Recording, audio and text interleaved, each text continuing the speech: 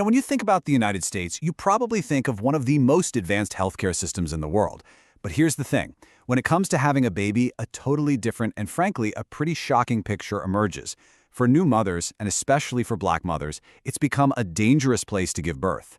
I mean, just read that. That is a staggering statement. And look, this isn't some pundit's hot take. This is coming from Stacey D. Stewart, the CEO of March of Dimes, one of the leading organizations for the health of moms and babies.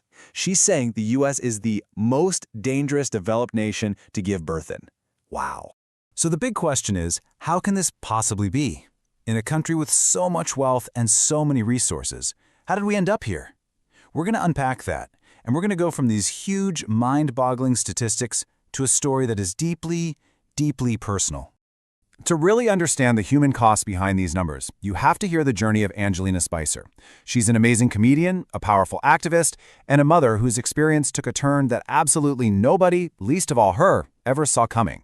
See, Angelina is a planner. She had it all figured out: a planned pregnancy, a supportive husband. She felt completely prepared for motherhood. But what she couldn't plan for, what nobody really can, was the crushing postpartum depression that came after. It just goes to show this can happen to literally anyone, no matter how ready they think they are. Can you imagine that feeling? She felt this profound sense of betrayal.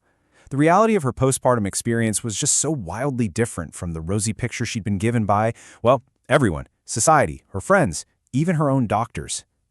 She felt like she'd been sent into battle with no armor. She was absolutely terrified. She'd look at her beautiful new daughter and just be flooded with fear.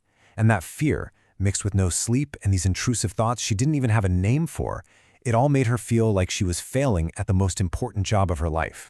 Now, this is what really reveals the depth of her struggle. Think about it.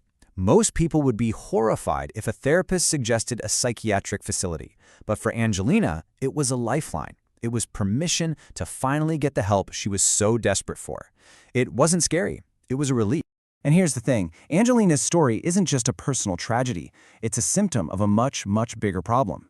So let's zoom out and look at the systemic failures that make experiences like hers so tragically common. This right here is where her personal experience slams right into the systemic issue. Her anxiety during pregnancy was just brushed off as, normal stress. And this isn't just one doctor's oversight. It's a widespread pattern where women's concerns, and especially the concerns of women of color, are just not taken seriously. And the consequences of that dismissal, they are literally a matter of life and death. About 1 out of every 9 maternal deaths in the U.S. is related to mental health conditions like depression and anxiety. This isn't some secondary issue. It's a primary cause of death for new moms. So, why is the U.S. such an outlier? Well, look at other developed nations. They have these foundational supports built right in. Things like federal paid family leave, widespread access to doulas and midwives, universal health coverage.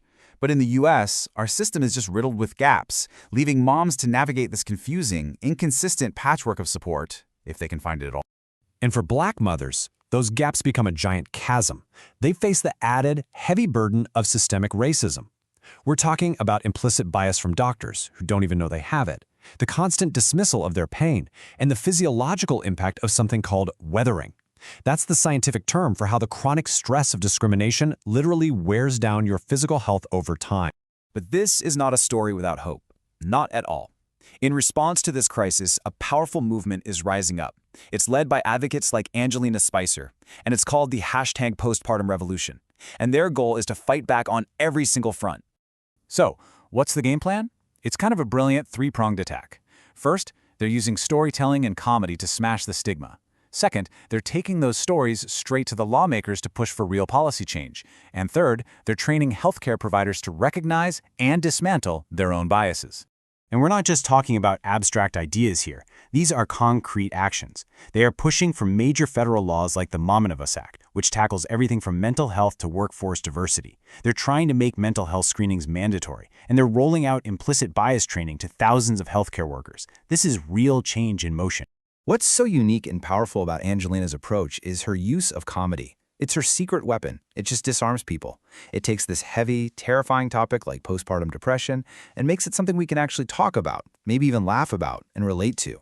It gives mothers permission to just be honest about how hard it really is. But fixing the system isn't just about changing laws and training doctors. It's also about changing a deeply ingrained cultural idea, especially within the Black community, this myth of the strong Black woman. For generations, Black women have often had no other choice but to be resilient. But that constant expectation of strength has come at an incredible cost to their health. It creates this culture where asking for help can feel like you're failing, like you're not living up to this impossible standard. And this, right here, is the revolution at the heart of the whole movement. As Angelina Spicer puts it, real strength isn't suffering in silence. Strength is knowing what you need. Strength is asking for help. And, maybe just as importantly, it's allowing yourself to receive that help without feeling any guilt or shame. So I want to leave you with this thought. Just imagine a system and a culture that didn't just expect mothers to be strong, but that actively helped them build this new kind of strength. What would that world look like? For every mother, for every family, and for every single child? What could change?